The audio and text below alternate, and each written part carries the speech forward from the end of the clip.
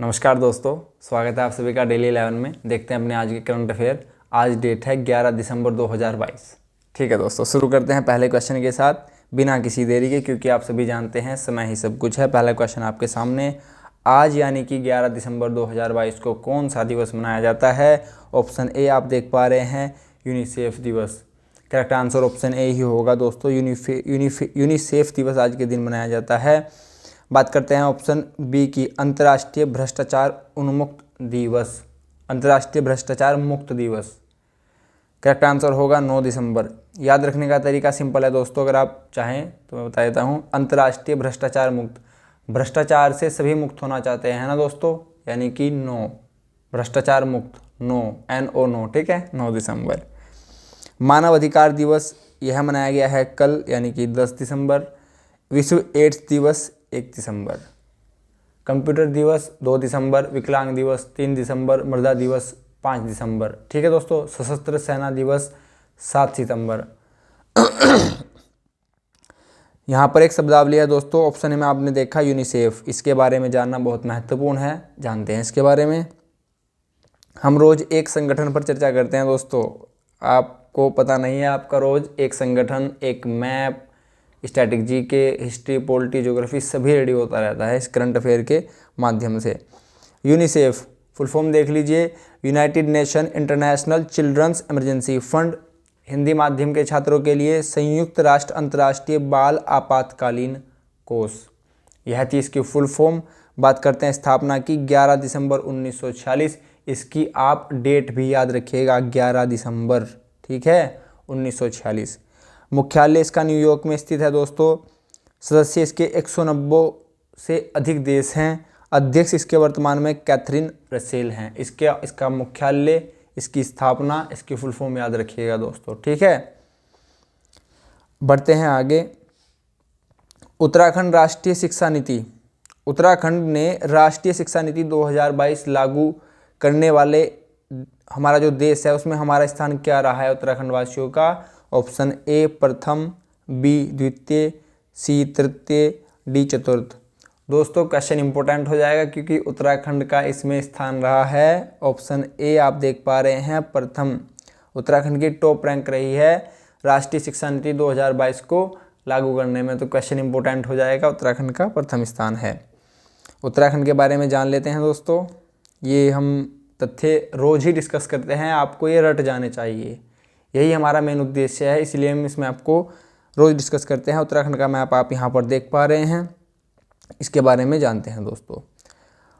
उत्तराखंड की राजधानी देहरादून सभी जानते हैं। उत्तराखंड की ग्रीष्मकालीन राजधानी गैरसैंण, ये भी सभी जानते हैं, परंतु इसकी तिथि याद रखिएगा, 20 जून 2020 इंपॉर्टेंट रहेगी। स्थापना 9 नवंबर 2000। उत्तराखंड में भाषा प्रथम हिंदी है, संस्कृत दूसरी है 2010 से। 2011 से राजकीय खेल फुटबॉल है, इसको भी याद रखिएगा। उत्तराखंड 27वां राज्य है, पर्वतों में 11वां राज्य है। उत्तराखंड का नाम उत्तरांचल से उत्तराखंड किया गया था 1/1/2007 में। उत्तराखंड में मात्र 13 जिले हैं। आगे बढ़ते हैं और तथ्यों पर विचार देखते हैं क्या है। उत्तराखंड का क्षेत्रफल है 53,483। अगर भारत के संदर्भ में बात की जाए तो 1.69%। उत्तराखंड की लंबाई 358, चौड़ाई 320, पर्वतीय क्षेत्र 86.07, मैदानी क्षेत्र 13.93। बात करते हैं अक्षांशीय विस्तार उत्तराखंड का कितना है, तो 2 डिग्री 44 मिनट। देशांतरीय विस्तार 3 डिग्री 28 मिनट। जनसंख्या है 1,86,292। ये आंकड़े जनगणना 2011 के हैं दोस्तों। लोकसभा की सीटें उत्तराखंड में 5 हैं दोस्तों, हरिद्वार, पौड़ी, टिहरी, गढ़वाल मंडल, नैनीताल, अल्मोड़ा, कुमाऊं मंडल। राज्यसभा की 3 सीटें हैं दोस्तों, नंदा देवी सबसे ऊंचा पर्वत 7817 मीटर, अगर फिट में बात की जाए 25,643, यह नंदा देवी पश्चिमी नंदा देवी है, ठीक है दोस्तों। अब बात करते हैं आगे। यहाँ पर आंतरिक जिले 4 हैं दोस्तों, टिहरी, रुद्रप्रयाग, बागेश्वर, अल्मोड़ा। आंतरिक जिले आप देख पा रहे हैं, इनकी सीमा किसी ना ही बाहरी देश ना ही बाहरी राज्य से लगती है। आगे बढ़ते हैं, क्वेश्चन नंबर 3 हमारा। हाल ही में इजराइल के प्रधानमंत्री के पद पर किसे नियुक्त किया गया है? ऑप्शन ए आपके पास Christina Georgia, option B Ahmed Alvi, option C Netanyahu, option D Abdullah Nazir. Correct answer option C रहेगा दोस्तों, नेतन्याहू। इन्हीं को ही इजराइल के प्रधानमंत्री चुना गया है। दोस्तों अगर आपको वीडियो हेल्पफुल लगती है तो प्लीज़ शेयर अवश्य कीजिएगा, आपकी साइड से चैनल के लिए बहुत बड़ी हेल्प होगी दोस्तों। ठीक है, आगे बढ़ते हैं। नेक्स्ट क्वेश्चन, साहित्य का नोबेल पुरस्कार 2022 किसे दिया गया है? साहित्य का नोबेल पुरस्कार 2022 किसे दिया गया है? ऑप्शन ए आपके पास memorial, option B centre for civil liberties, option C उपयुक्त दोनों, ऑप्शन डी एनी एनॉक्स। दोस्तों करेक्ट आंसर होगा एनी एनॉक्स। इन्हीं को साहित्य का नोबेल पुरस्कार दिया गया है। बात करते हैं ऑप्शन ए और बी, हमने कल चर्चा की थी, इनको दिया गया है शांति का नोबेल पुरस्कार।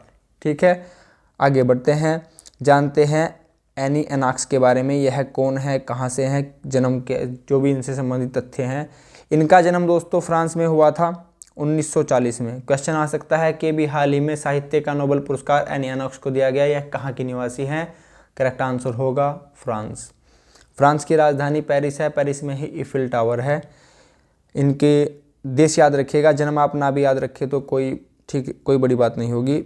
प्रमुख किताबें इनकी कौन सी है दोस्तों? जर्नल डू डेहोर्स, एक्सटीरियस, थिंग्स सीन, ये 3 प्रमुख कृतियाँ इनसे संबंधित हैं। इनको आप एक दृष्टि देख लीजिए, ऑप्शन देख के आपको याद आ ही जाएगा।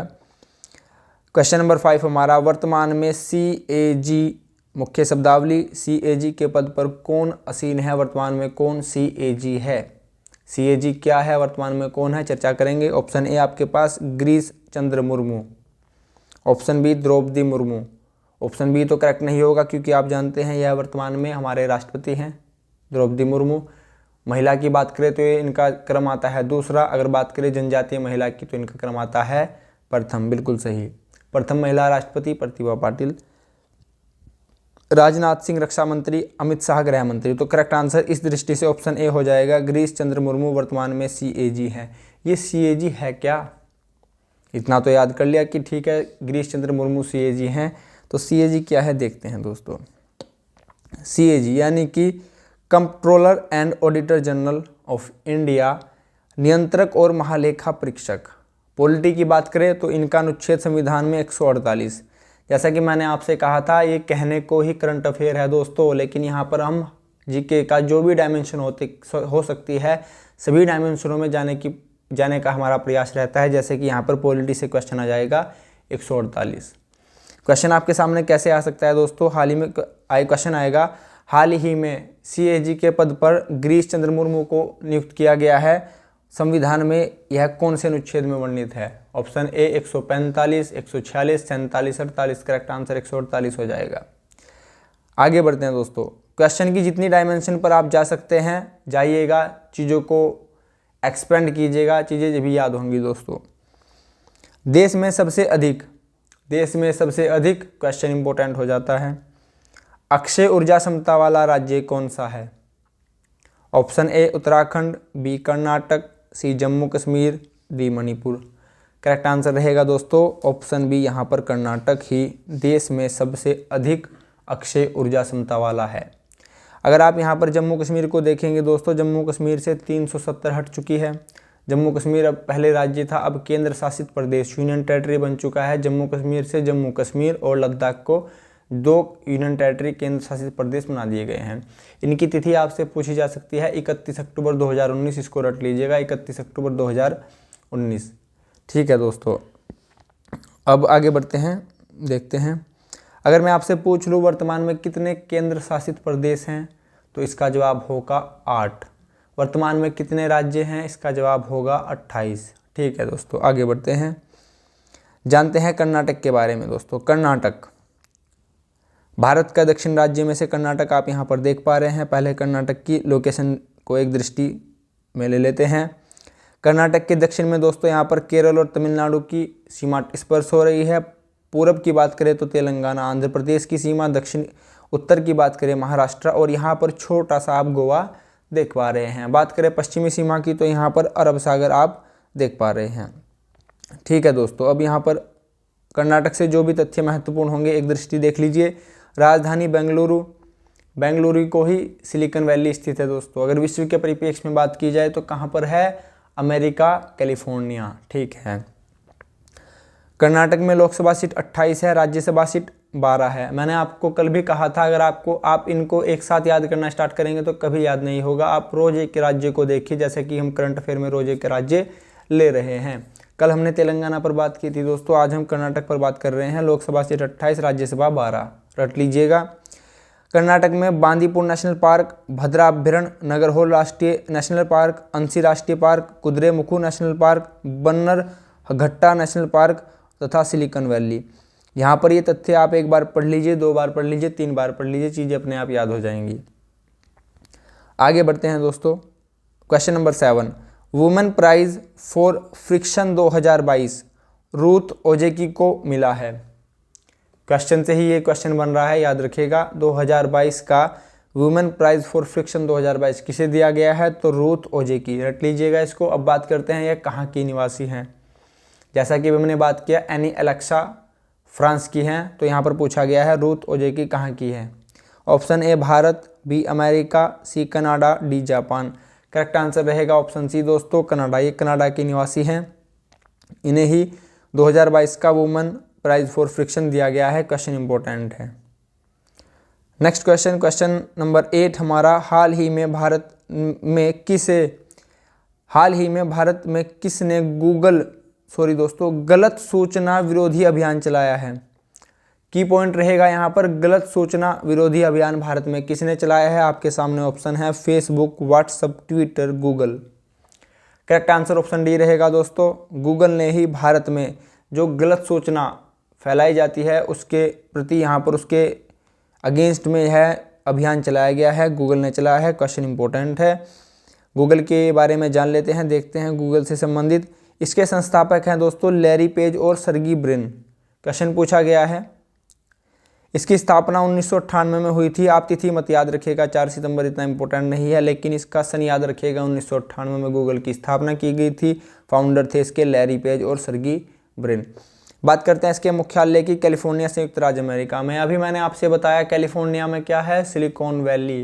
भारत के परिप्रेक्ष्य में बात करें, बेंगलुरु कर्नाटक में स्थित है। बात करते हैं यहाँ पर इसके सीईओ वर्तमान में कौन है, सुंदर पिचई, याद रखिएगा। आगे बढ़ते हैं दोस्तों। क्वेश्चन नंबर 9 हमारा, जल जीवन मिशन का लक्ष्य। जल जीवन मिशन यहाँ पर की शब्दावली है, का लक्ष्य कब तक सभी ग्रामीण परिवारों में, जो भी हमारे यहाँ पर रूरल फैमिलीज हैं, इनमें हर घर जल आपूर्ति करना लक्ष्य कब तक रखा गया है। 2024 तक, 2025 तक, 2026 तक, 2030 तक। जल एक बहुत ही महत्वपूर्ण हमारे जीवन के लिए एक वाइटल रोल प्ले करता है दोस्तों। तो जल से संबंधित क्वेश्चन है, इसका लक्ष्य रखा गया है 2024 तक ग्रामीण परिवारों में हर घर जल आपूर्ति का इसका लक्ष्य है। याद रखिएगा 2024 तक ही क्वेश्चन इंपॉर्टेंट रहेगा ये, ठीक है। बात करते हैं दोस्तों यस्टरडे क्वेश्चन हमारा, जिसका आंसर आप सभी ने बिल्कुल सही दिया। उत्तराखंड वन्य जीव सप्ताह 1 से 7 अक्टूबर मनाया गया है। सभी छात्रों ने बिल्कुल सही जवाब दिया। बात करते हैं दोस्तों क्वेश्चन हमारा आज का क्या है। उत्तराखंड मुख्यमंत्री श्री पुष्कर सिंह धामी जी ने पुल का लोकार्पण किया है। कौन से पुल का लोकार्पण किया है? ऑप्शन ए भीम पुल, बी अलकनंदा पुल, सी रानीबाग पुल, डी रामगंगा पुल। दोस्तों इसका आंसर आप देंगे मुझे पता है, आप मुझे ऑप्शन ए का बताइएगा, भीम पुल किस नदी पर है। इसका आंसर तो आप मुझे बताएंगे ही कि यहाँ पर किस पुल का लोकार्पण किया गया है, प्लस आप मुझे बताएंगे भीम पुल किस नदी पर स्थित है। दोस्तों आज की वीडियो आपको कैसी लगी कमेंट बॉक्स में अवश्य बताइएगा, तथा अगर आप चैनल की हेल्प करना चाहते हैं तो प्लीज़ अवश्य कीजिएगा, चैनल को शेयर कीजिएगा, लाइक कीजिएगा, कमेंट कीजिएगा, बेल आइकन को प्रेस कीजिएगा, अपने जो भी प्रियजन हैं उनको चैनल को शेयर अवश्य कीजिएगा। आपने अपना बहुमूल्य समय दिया दोस्तों, इसके लिए आप सभी का बहुत बहुत धन्यवाद। नमस्कार दोस्तों।